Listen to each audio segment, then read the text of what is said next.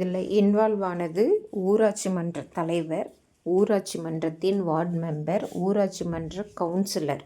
இங்கே பாய்ச்சல் பகுதியில் இருக்கிற ஊராட்சி மன்ற தலைவர், ஊராட்சி மன்ற கவுன்சிலர், ஊராட்சி மன்ற வார்டு உறுப்பினர் இவங்கெல்லாம் சேர்ந்து தான் இதுக்கு முன்னாடி 2 நாய்க்குட்டிகளுக்கு விஷம் வச்சாங்க. இப்போது 3 நாய்க்குட்டிகளை எடுத்துகிட்டு போய் எங்கேயோ விடுறது. இது தொடர்கதையாக இருக்குது. இதுக்கு உறுதுணையாக இருக்கிறது ஊராட்சி மன்ற குழுவில் இருக்கிற பெண் உறுப்பினருடைய கணவர் தான். இதுக்கெல்லாம் ஜீவோ இருக்குது. கணவர் உள்ள ஆஃபீஸ்க்குள்ளே நுழையவே கூடாதுன்னுட்டு. ஆனால் இந்த சட்ட விதிமீறல்கள்லாம் நடந்து காவல்துறை வரைக்கும் ஒரு பெண்ணை அவமானப்படுத்துகிற அதிகாரத்தையும் இவர்களுடைய வீரத்தையும் காட்டுவதற்கு நாய் தான் பயன்படுத்தப்பட்டது.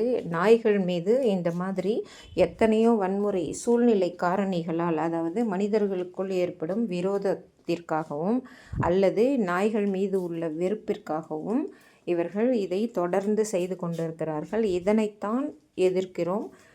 இந்த ரேபிஸ் வர்றதை பற்றி உங்களுக்கு கவலை கிடையாது. ரேபிஸ்னால் இறந்து போகிற மனிதர்களை பற்றி உங்களுக்கெல்லாம் கவலை கிடையாது. இல்லை அந்த நாய்களுக்கு கருத்தடை பண்ணணும் அப்படிங்கிற அந்த மோட்டிவேஷனில் யாரையுடையது கருத்து, அதாவது எங்களுடைய கருத்துக்களை கூட வாங்கலாம், அதெல்லாம் வாங்க மாட்டாங்க. ஆனால் நாய்களை அடிச்சுக்கிட்டு இருப்பாங்க, மாஃப்லேயும் கல்லுலேயும்.